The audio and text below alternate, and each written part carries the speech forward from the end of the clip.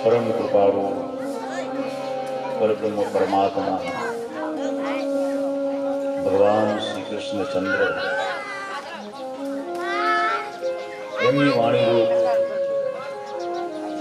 एमना चरित्रનો મહિમા એટલે શ્રીમદ ભાગવત કથા। એ ભાગવત કથાનો આજે ચતુર્થ દિવસ છે, ચોથો દિવસ। ભગવાનના મંગલમય સ્વરૂપનું દર્શન કરતા કરતા એનું શ્રવણ કીર્તન અને મનન કરતા કરતા આજે આપણે ચતુર્થ ચોથા દિવસની અંદર પ્રવેશ કરવા જઈ રહ્યા છીએ। ભગવાનની આ મંગલમય વાંગમય મૂર્તિ વાણી રૂપી આ સ્વરૂપ જેની અંદર પરમાત્માએ જીવનના અનેક રહસ્યો બતાવ્યા છે। કૃષ્ણ ચરિત્ર તો બહુ અદભુત છે, બહુ આટી ઘૂંટી વાળું પણ છે, સમજાય નહીં એવું પણ છે। મોટા મોટા યોગીઓને પણ નથી સમજાયું આ ચરિત્ર, ત્યારે આપણા જેવા એક સામાન્ય માણસ માટે તો આ કેટલું બધું અઘરું પડ્યું। પણ છતાંય વ્યાસ નારાયણ ભગવાને કલિકાળના જીવોને માટે, જગતના આ મનુષ્યોને માટે બહુ સીધી સાદી અને સરળ ભાષામાં આ રહસ્ય સમજાવવાનો પ્રયત્ન કર્યો છે અને એ રહસ્યને આપણે જીવનમાં ઉતારી અને જીવન જીવવાનું છે। કૃષ્ણ ચરિત્ર તો જગતને બહુ કહી જાય છે કાંઈક ને કાંઈક। જીવનની વાસ્તવિકતા શું છે, જીવનમાં આપણું વ્યક્તિગત મહત્વ સમાજમાં શું છે એ બતાવ્યું છે કૃષ્ણ। કોઈ એક માણસ બધી રીતે પૂર્ણ ન હોય છે, ક્યાંક ને ક્યાંક કોઈ ને કોઈ ક્ષતિ રહી જવાની, પણ એ જીવન જીવતા જીવતા બધાને માટે યોગ્ય બનવાનો પ્રયત્ન કરવો તે જીવનનું રહસ્ય છે। કૃષ્ણએ આ કર્યું છે, ત્યારે પણ એ એના સમયમાં પણ એની સાથે રહેવા વાળા, હંમેશાને માટે એની સાથે રહેવા વાળા પણ એને ઓળખી નતા શકતા। વિરાટ સ્વરૂપ ભગવાને કુરુક્ષેત્રના મેદાનમાં અર્જુનને પણ બતાવ્યું છે અને એ જ વિરાટ સ્વરૂપ દુર્યોધનને પણ બતાવ્યું છે। કાલે જ આપણે કથા આવી ગઈ। ભગવાન જ્યારે વિષ્ટિ કરવા માટે હસ્તિનાપુરની અંદર આવ્યા ત્યારે દુર્યોધને એનું હડાહડ અપમાન કર્યું અને પોતાના માણસોને કીધું કે આ ગોવાળિયાને બંદીવાન કરી દો, આ પાંડવોનો દૂત બનીને આવ્યો છે। અને સિપાહીઓ જ્યારે એને કૃષ્ણને પકડવા માટે, બંદી કરવા માટે જાય છે ત્યારે ભગવાને વિરાટ સ્વરૂપ ધારણ કર્યું છે। દુર્યોધનને બતાવ્યું, દુર્યોધન આ જગતમાં મને કોઈ બાંધી ન શકે, આ જગતમાં મને કોઈ પકડી ન શકે, તારા સિપાહીઓ શું મને બાંધવાના હતા? તો એ વિરાટ સ્વરૂપ દુર્યોધને પણ જોયું, પણ એને એમાં ભગવાન ન દેખાયો। અર્જુને જ્યારે જોયું ત્યારે એમાં એને મિત્ર દેખાણો, એમાં એને સખો દેખાણો, એમાં પોતાનું હિત કરનાર પરમ તત્વ દેખાયું, જ્યારે દુર્યોધનને એમાં દુશ્મન દેખાયું। એટલે વ્યક્તિ એક જ છે, પણ એને જોવાની દ્રષ્ટિ બધાની અલગ અલગ। એ જીવનનું રહસ્ય જગતને ભગવાન કૃષ્ણએ બતાવ્યું છે અને એના માટે એને અનેક અવતારો પણ લેવા પડ્યા। જગતના કલ્યાણને માટે અનેક અવતારો એને ધારણ કર્યા। એ અવતારોની કથા પણ આપણે ક્રમે આગળ જોતા આવ્યા. કપિલ અવતાર થયો, દત્તાત્રેય અવતાર થયો, જગતને જ્ઞાનનો ઉપદેશ આપવા માટે. યજ્ઞાવતાર એટલે કપિલાવતાર. નૃસિંહાવતાર થયો પ્રહલાદને ઉગારવા માટે. સ્તંભમાંથી પ્રભુ પ્રગટ થયા. એ કથા આપણે કાલે જોઈ. ભક્તિનો કેટલો મહિમા છે કે ભગવાન થાંભલામાંથી પ્રગટ થયા. ભગવાનને પ્રગટ થવું ગમે ત્યાંથી પ્રગટ થાય ને, સ્તંભમાંથી જ કેમ પ્રગટ થયા? જગતને બતાવ્યું કે જળ હોય, ચેતન હોય, કણ હોય, અણુ હોય, એમાં મારો વાસ છે. થાંભલો છે એ જળ છે, નિર્જીવ છે, સજીવ નથી.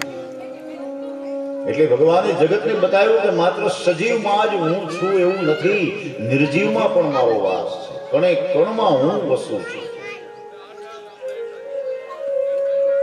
એ બતાવવા માટે, ભગવાનની સર્વવ્યાપકતા બતાવવા માટે ભગવાન થાંભલામાંથી પ્રગટ થયા. પ્રહલાદજીનો ઉદ્ધાર થયો, કારણ કે પ્રહલાદ તો પરમ ભક્ત હતા. આખું કુળ દૈત્યનું હતું, રાક્ષસનું હતું, એમાં એક જ ભક્ત હતા. એ કેવું અઘરું! બધા પ્રતિકૂળ હોય આપણાથી અને આપણે ભક્તિ કરવી એ બહુ અઘરી છે. અને જેને જેને ભક્તિ કરી છે એનું આવું જ થયું છે. નરસિંહ મહેતા એ ભક્તિ કરી તો એના વિરુદ્ધમાં આખી નાગરી નાક થઈ ગઈ. નાક બહાર મૂક્યા અને બધું કર્યું. ભક્તિ કરવા માટે અનુકૂળ વાતાવરણ હોય તો બરાબર છે, આપણે શાંતિથી હરિનામ સ્મરણ કરી શકીએ. પણ પ્રતિકૂળ વાતાવરણમાં પણ ભક્તિ છોડવી ન પડે, એ પરમ ભક્તિ છે. એટલે આખું રાક્ષસોનું કુળ, દૈત્ય બાળકો સાથે ભણતા હતા, એ રાક્ષસોના બાળકો હતા. હવે એને કોઈ દિવસ હરિનામ લીધેલું ન હોય, છતાં પણ પ્રહલાદજીએ એને હરિનામ સ્મરણ કરાયું. આ ભક્તિનો પ્રતાપ છે.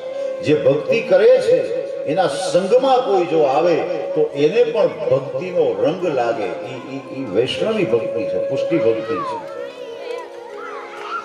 આપણું જીવન એવું હોવું જોઈએ, વ્યવહાર એવો હોવો જોઈએ કે કોઈ માણસ આપણી પાસે 5 મિનિટ 10 મિનિટ બેસે ને તો એને બેસવાની ઈચ્છા થાય. બીજી વાર આવી અને પાછો એ આપણી પાસે બેહે, એવો વ્યવહાર આપણો હોવો જોઈએ. એવી નમ્રતા હોવી જોઈએ. એવો કઠોર વ્યવહાર ન હોવો જોઈએ કે કોઈ માણસ આપણી પાસે એકવાર આવ્યો પણ બીજી વાર આવવાનું નામ ન લે કે ભાઈ ન્યાનો બે. ત્યારે સમજી લેવાનું કે આપણે હજી અધૂરા છીએ, અપરિપક્વ છે. ભક્તિની પરિપક્વતા તો એ છે કે આપણા સંગમાં આવેલાને ભક્તિનો રંગ લાગે.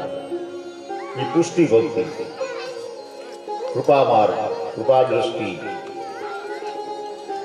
એટલે ભગવાનના પરમ ભક્ત પ્રહલાદજીની આવી ભક્તિ હતી અને એ મહિમા આપણે કાલે જોયો. થાંભલામાંથી ભગવાન પ્રગટ થયા, દૈત્યરાજનો વધ કરી એનો ઉદ્ધાર કર્યો.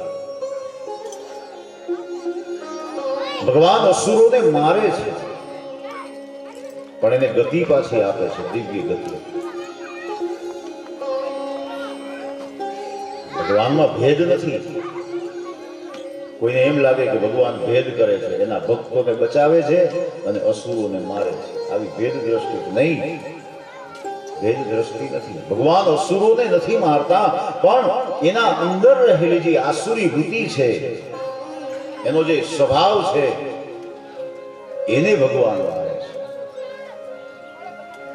રોગીને નહીં, રોગને મારવાની વાત અહીં છે.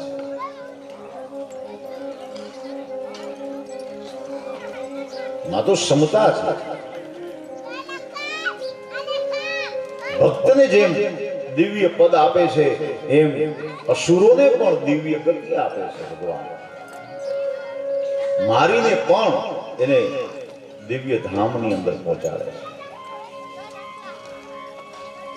એટલે ભગવાનની આ સર્વ વ્યાપકતા, ભગવાનની આ કૃપા, પુષ્ટિનો અર્થ જ થાય કૃપા. ભગવાન બંને ઉપર કૃપા કરે છે. ભક્તો ઉપર કૃપા કરે છે, અસુરો ઉપર કૃપા કરે છે. ભક્તો ઉપર કૃપા કરે છે કે ભક્તો જ્યારે વિપત્તિમાં હોય, સંકટમાં હોય, ત્યારે આવી અને એનું કાર્ય કરી, એને બચાવી, એને ઉગારી અને એના ઉપર કૃપા કરે છે.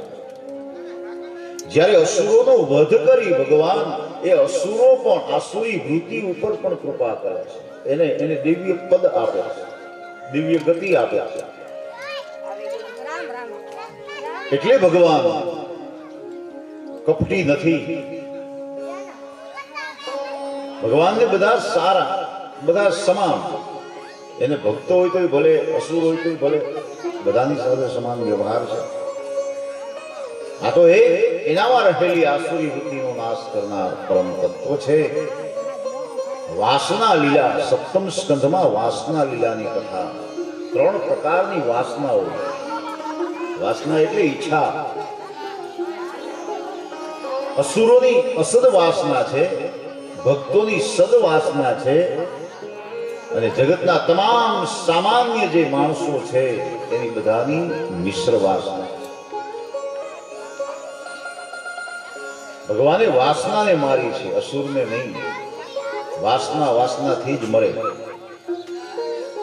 જેમ ઝેર ઝેરથી હટે, કાંટો કાઢવા માટે બીજા કાંટાની જરૂર પડે, એમ વાસના જ વાસનાને મારી શકે. અસદ વાસનાને મારવા માટે સદ વાસના જરૂરી છે. આસુરી વૃત્તિને મારવા માટેની આ કથા છે. પ્રહલાદ ચરિત્ર બહુ અદ્ભુત ચરિત્ર છે. પુષ્ટિ ભક્ત છે પ્રહલાદ. એટલે આવી દિવ્ય કથા કાલે આપણે કથા જોઈ ગયા. સપ્તમ સ્કંધને પૂર્ણ કરવામાં આવ્યો. આજે આપણે અષ્ટમ સ્કંધની કથા તરફ આગળ વધી રહ્યા છીએ. શ્રીમદ ભાગવતનો 8મો